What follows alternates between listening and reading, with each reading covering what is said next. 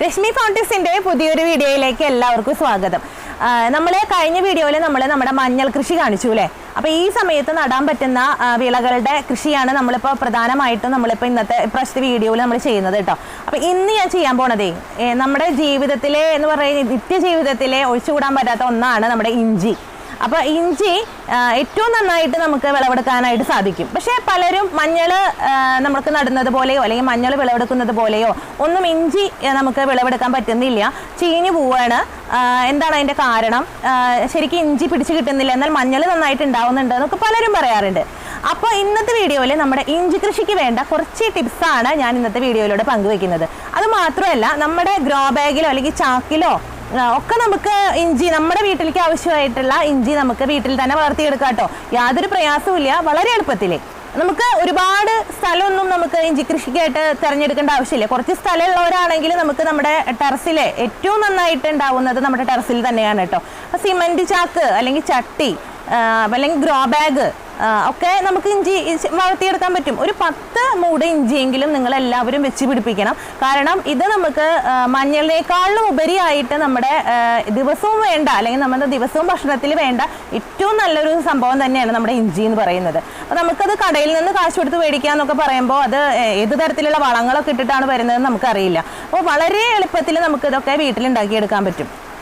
ഇഞ്ചി കൃഷിക്ക് ഇപ്പോൾ ഏറ്റവും നല്ല ഒരു സമയമാണ് നമ്മുടെ ഇഞ്ചി കൃഷി ചെയ്യാനായിട്ട്. കുറച്ചും കൂടി നമുക്ക് മുന്നേ എന്ന് പറഞ്ഞു കഴിഞ്ഞാൽ നമുക്ക് മഴ കിട്ടിയിരുന്നില്ല. ഇപ്പോൾ നമുക്ക് നമ്മുടെ ഒരു കാലാവസ്ഥ എന്ന് പറയുന്നത് മഴയും വെയിലും ഇടകലർന്നിട്ടുള്ള ഒരു കാലാവസ്ഥയാണ്.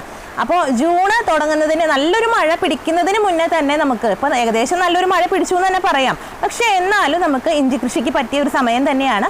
ഇപ്പോൾ ഇഞ്ചിയൊക്കെ നമ്മൾ ഇട്ടിട്ട് മുള പൊട്ടി വരുന്ന ഒരു സമയവും കൂടിയാണ്. ഇത് തന്നെ നമ്മുടെ വീഡിയോയിലേക്ക് പോകുന്നതിന് മുമ്പേ നമ്മുടെ ചാനല് പുതുതായിട്ട് കാണുന്ന കൂട്ടുകാരുണ്ടെങ്കിൽ ചാനൽ ഒന്ന് സബ്സ്ക്രൈബ് ചെയ്ത് കണ്ടേക്കുക. അപ്പോൾ ഞാൻ ഇടുന്ന വീഡിയോസൊക്കെ നിങ്ങളുടെ കയ്യിലേക്ക് കിട്ടും. അതുമാത്രമല്ല, നമ്മുടെ ഫേസ്ബുക്കിലും ഇൻസ്റ്റാഗ്രാമിലും ഒക്കെ രശ്മി ഫൗണ്ടേഴ്സ് എന്ന നമ്മുടെ ഒരു ലിങ്ക് ഫോളോ ചെയ്യുക. അത് തന്നെ ഫേസ്ബുക്കിലും യൂട്യൂബിലും ഒക്കെ തന്നെ നമ്മുടെ ഈ ഒരു ചാനൽ ലഭ്യമാണ്.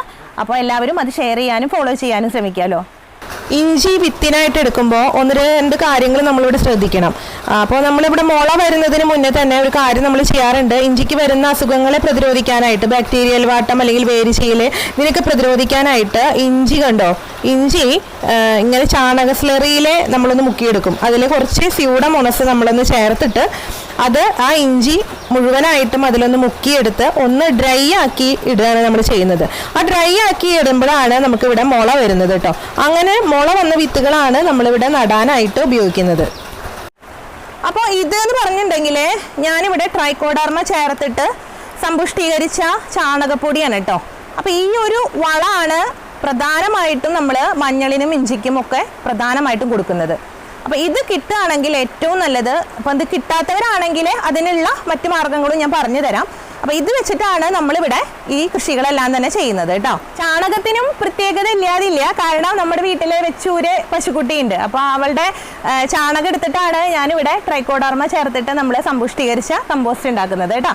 അപ്പോൾ ഇതാണ് പ്രധാനമായിട്ടും നമ്മൾ മഞ്ഞളിനും ഇഞ്ചിക്കൊക്കെ അഴുകാതിരിക്കാനും അഴുകൽ രോഗം വരാതിരിക്കാനും ബാക്ടീരിയ വാട്ടം വരാതെ അങ്ങനെ എല്ലാ അസുഖങ്ങൾക്കും മണ്ണിലൂടെയുള്ള എല്ലാ അസുഖങ്ങൾക്കും നമ്മുടെ ഈ ട്രൈക്കോഡർമ ചേർന്ന കമ്പോസ്റ്റ് വളരെ നല്ലതാണ്.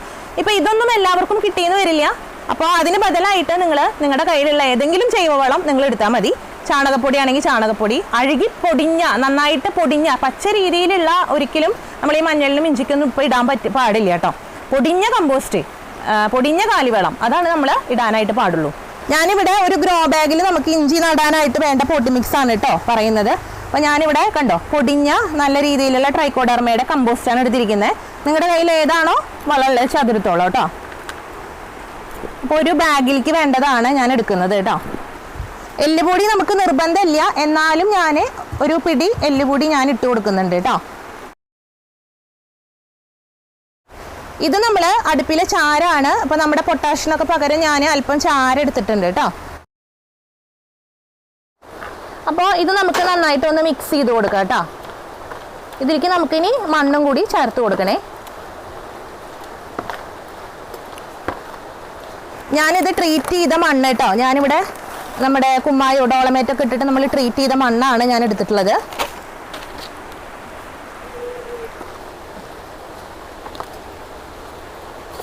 അപ്പോൾ ഈ ഒരു മിശ്രിതമാണ് ഞാൻ നമ്മുടെ ഗ്രോ ബാഗിലോട്ട് നിറയ്ക്കുന്നത്. ഇത് നിങ്ങൾക്ക് ചട്ടിയിലോ സിമൻറ്റ് ചാക്കിലോ ഒക്കെ നമുക്ക് ഇങ്ങനെ ചെയ്യാവുന്നതാണ് കേട്ടോ.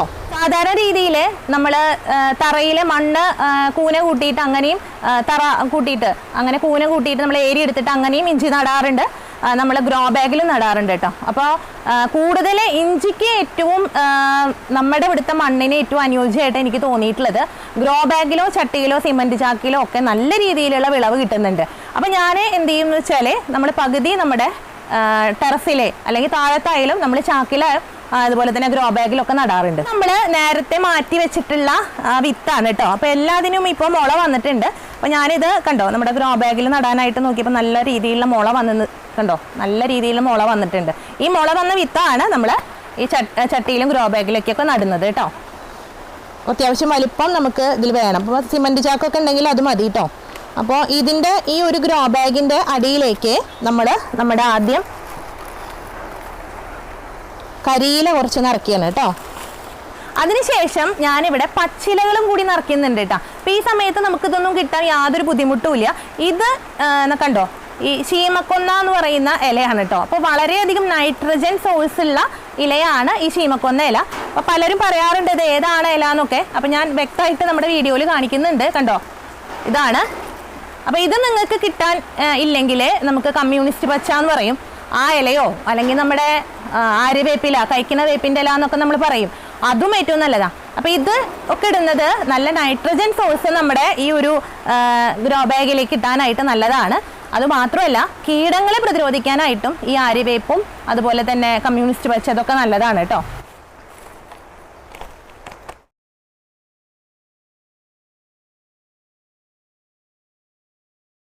കണ്ടോ, ഇങ്ങനെ മുള വന്നിട്ടുള്ള 2 വിത്താണ് ഞാനിവിടെ നടുന്നത് കേട്ടോ. അപ്പോൾ ഞാനൊരു ഗ്രോ ബാഗിൽ ഈ മുള വന്ന ഭാഗം മുകളിലോട്ടാക്കിയിട്ട് കണ്ടോ, നമ്മൾ ഒരുപാട് മണ്ണിട്ടിട്ട് ഇങ്ങനെ മൂടേണ്ട ആവശ്യമില്ല, ജസ്റ്റ് ഒന്ന് ഇങ്ങനെ മൂടി കൊടുത്താൽ മതി കേട്ടോ.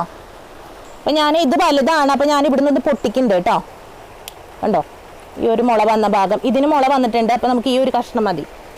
അപ്പോൾ ഇത് കണ്ടോ, ഈ മുള ഭാഗം മുകളിലോട്ടായിട്ടാണ് ഞാനിങ്ങനെ മൂടി കൊടുക്കുന്നത്. അതിനുശേഷം വീണ്ടും നമുക്ക് ഒരു പൊത പോലെ നമുക്ക് ഈ ഒരു ഇതിട്ട് കൊടുക്കാം കേട്ടോ.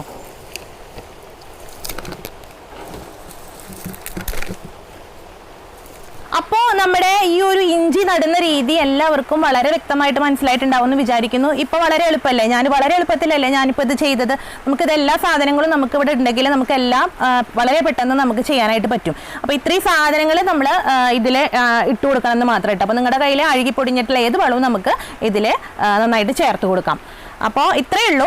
അപ്പോൾ ഇങ്ങനെയൊക്കെ നമ്മൾ ചെയ്ത് കഴിഞ്ഞാൽ നമ്മുടെ വീട്ടിലേക്ക് വേണ്ടിയിട്ടുള്ള ഇഞ്ചി നമുക്ക് വളരെ എളുപ്പത്തിൽ നമ്മുടെ ഈ ഒരു ടെറസിലൊക്കെ നല്ല രീതിയിൽ നിൽക്കും കേട്ടോ. കാരണം അത്യാവശ്യം നല്ല വെയിൽ കിട്ടുന്ന സ്ഥലമല്ലേ. അപ്പോൾ എല്ലാവരും ഇഞ്ചി കുറച്ചെങ്കിലും നമ്മൾ നമ്മുടെ വീട്ടാവശ്യത്തിനുള്ളത് കുറച്ചെങ്കിലും കൃഷി ചെയ്യാനായിട്ട് നോക്കുക. ഇഞ്ചി എന്ന് പറയുന്നത് ഒരു മരുന്നാണ്, നമുക്കറിയാലോ. ഇനി അങ്ങോട്ട് നമുക്ക് കഫക്കെട്ട്, ചുമ അങ്ങനെയുള്ള എല്ലാ അസുഖങ്ങൾക്കും ഇഞ്ചി വളരെ വിശേഷമാണ്. ഇഞ്ചി നമുക്ക് ഉപയോഗിച്ച് ചുക്കുണ്ടാക്കി എടുക്കാം. അങ്ങനെ പല പല മാർഗ്ഗങ്ങളുണ്ട് കേട്ടോ. അത് മാത്രമല്ല നല്ല അത്യാവശ്യം മാർക്കറ്റിൽ ഏറ്റവും നല്ല ഡിമാൻഡ്, മഞ്ഞളിനേക്കാളും ഡിമാൻഡുള്ള ഒന്നാണ് നമ്മുടെ ഈ ഒരു ഇഞ്ചി കേട്ടോ. അപ്പോൾ അത് മാത്രമല്ല നമുക്കറിയാം ഷുഗർ അതുപോലെ തന്നെ കൊളസ്ട്രോള് ഇതിനൊക്കെ ഇഞ്ചി എന്നത് ഒരു കൺകണ്ട ഔഷധം തന്നെയാണ്. അപ്പോൾ എല്ലാവർക്കും ഇന്നത്തെ കുഞ്ഞു വീഡിയോ ഇഷ്ടമായിട്ടുണ്ടാവും എന്ന് വിചാരിക്കുന്നു. അടുത്ത ഒരു പുതിയൊരു അറിവുമായിട്ട് ഞാൻ വരാം. അതുവരേക്കും ബൈ.